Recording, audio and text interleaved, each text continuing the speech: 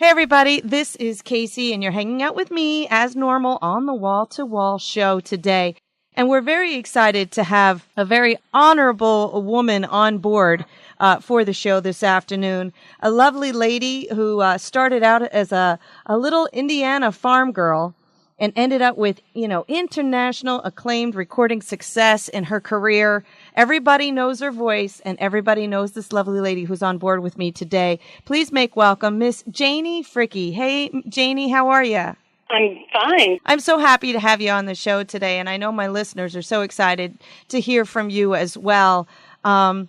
You just have had an amazing career. But could you just take us back for a few minutes and tell us a little bit about how you ended up in Nashville? Because I know you're not from there. So how did Janie Fricke get started? Well, it was an odd way to get to Nashville from Indiana. Although when I was a schoolgirl and loving music and playing music all throughout my school years and in choirs and that sort of thing. I went on to college and I was in a vocal group there. But I heard about a job in Memphis, Tennessee to sing commercials at a company that did radio commercials and jingles for ad agents.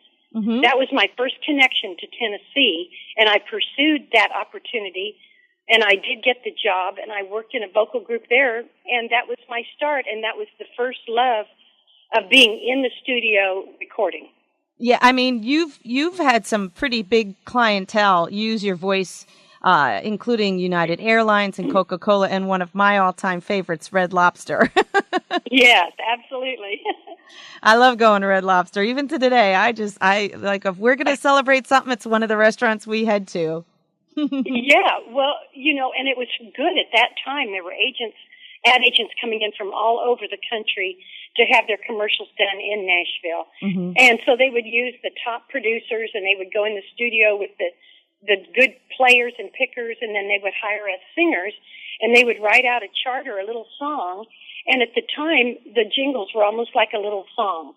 So they would have 60-second spots, 30-second spots, or whatever. And we all belonged to a union, a singers union, so we were guaranteed good residuals and good money because it was done officially up front and done right. Wow, and that's amazing. I don't know if it's done that way anymore today.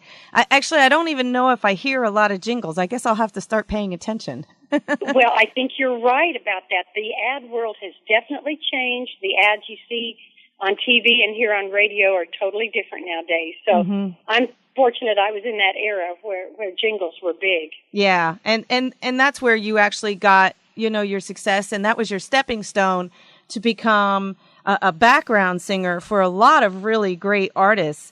You've rubbed elbows with some pretty impressive people.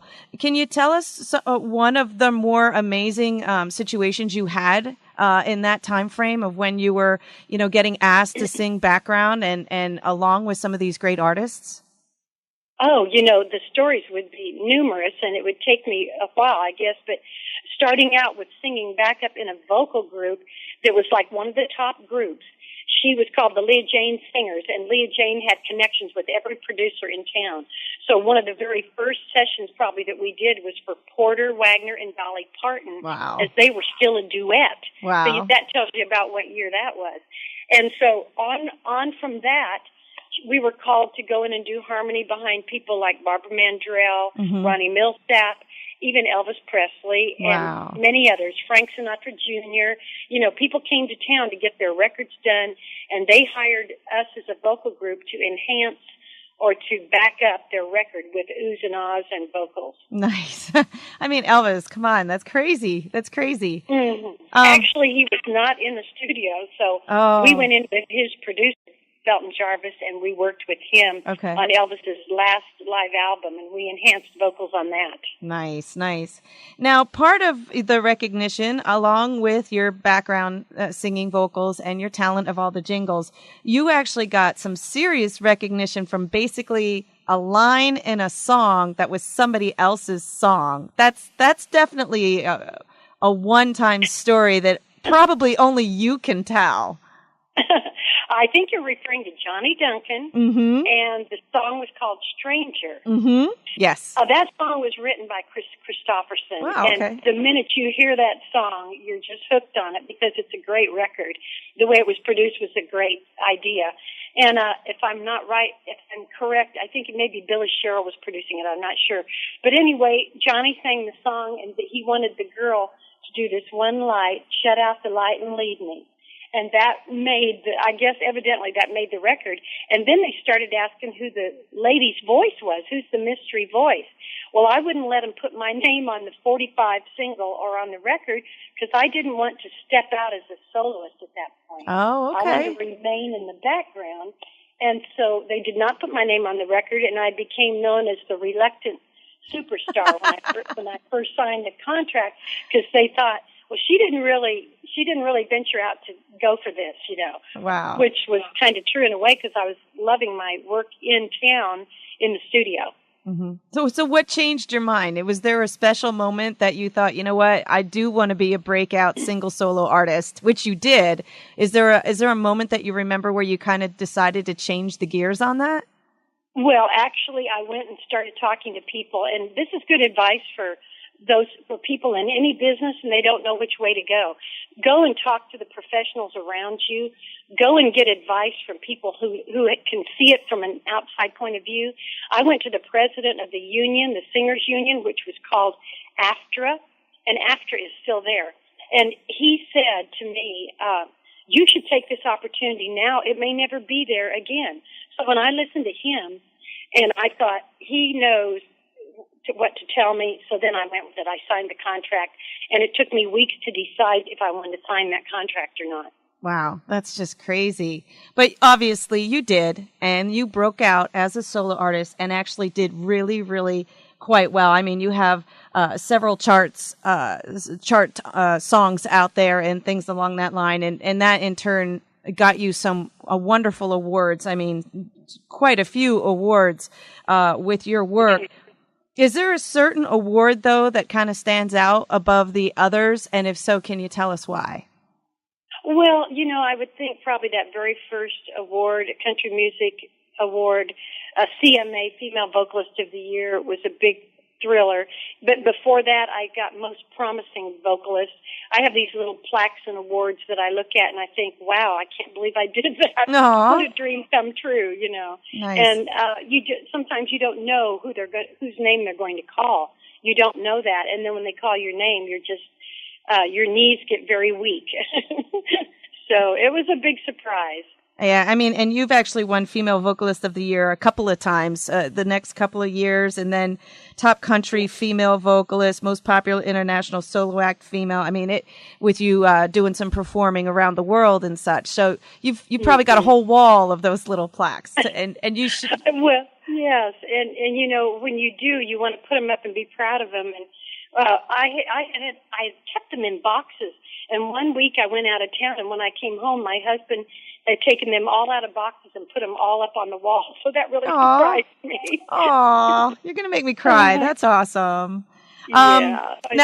Now, with 18 number one hits that you've had out there, is there a certain song, though, out of all the great tunes that you had, including, Don't Worry About Me, Baby, and He's a Heartache, out of all the great tunes that you've had out there and had some success with, is there any particular one that kind of also stands out that you would say that is my favorite song to perform?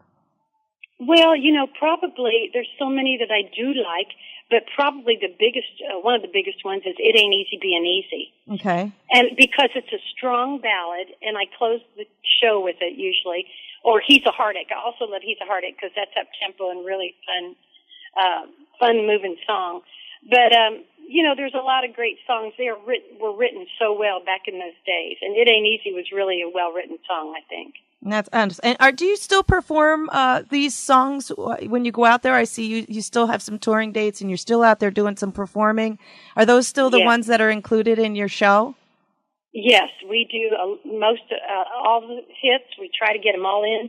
We have Branson, Missouri coming up, a big show with Charlie Pride at the Welk Theater in October, and this weekend we're playing in Kansas City at a casino with T.G. Shepherd, and we still travel all around the country and do concerts for different venues and different events. That's awesome. And we play these songs, yes. Well, I have to tell you, you've been here to our venue at Penns Peak in Pennsylvania, and it would just be an honor for you to have the opportunity to come back. I know people here would love it. And absolutely, yeah. You know, we're literally 10. If you have any connections, Casey, get the booking people to call my agent, and we will be there. That sounds awesome. I'll do my best, because we're literally 10 steps from backstage, so it would be awesome also for you to have the opportunity to stop over and say hi. So absolutely, that'd be great. I'll have to work on that for you.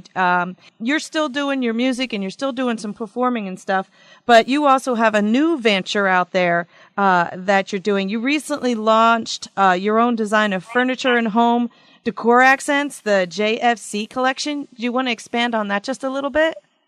Well, yes. Actually, it is fabric accent pieces for furniture and couches. Okay. It's table runners and decorative throws and pillows. Nice. And so I get in there with the material and the fabric, and I sew and create, and then I have a seamstress, and she puts it together for me, and then we market it and show it to furniture stores and antique stores and that sort of thing, and they buy it and put it in their shops as accent pieces for their customers to buy. Nice. Is there any way anyone can order any of these things for themselves, or do they have to go to the stores?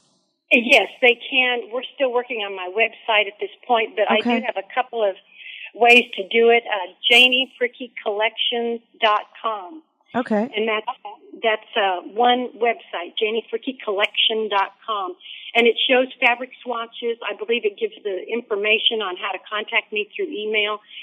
It should have a few pictures of a few runners, pillows, and throws on there. But we don't have it perfected yet. Okay. And also people can email me at my email address and just inquire about it. Okay. Well, that sounds awesome. We'll make sure that we get that out there so people know to look for it. Yes, thank you very much. And I've got a website, but it has a wholesale page on it for the buyers. Mm-hmm. And if they wanted to find that information, they would go to JanieFricke.com and click on wholesale and then email us, and we would give them for the store buyers. Okay, that sounds totally awesome. Janie, just a couple more things pertaining to your going back to your musical career, because I didn't want to forget about the designer furniture marketing idea. But to step back just for a quick second, what you had mentioned about great advice to new artists out there, as far as, I guess, in any genre, like you said, or any business, to ask about the experts. But is there something that you feel new artists upcoming today should really kind of be aware of? Can you pass on some insight to some of these new artists? Because they seem to be coming out a dime a dozen. Mm-hmm.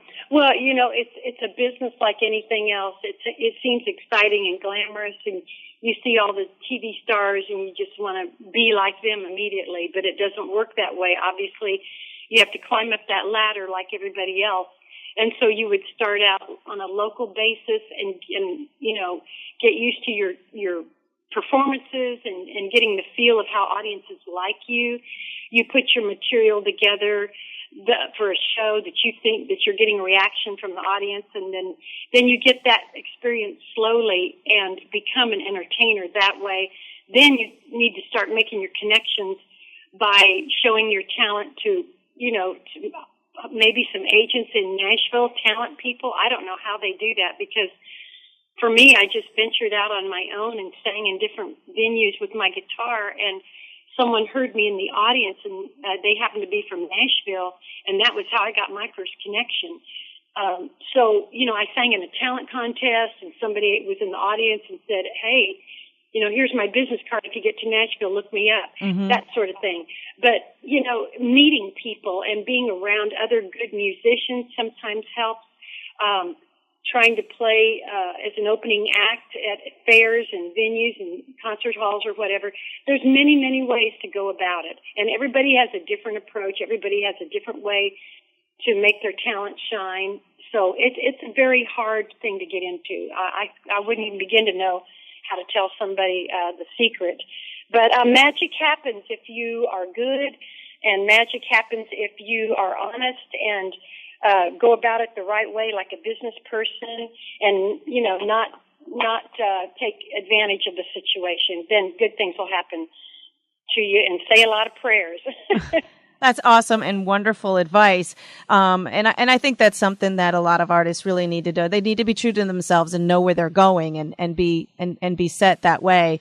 Do you think it's easier or harder? You've come up a different way, with the new social media aspect of it, getting out, on electronic medias and stuff. Do you think that's an easier route to get out there? Do you think it helps them get further, or do you think the old-fashioned way of just really getting in front of the right people is the right way to do it?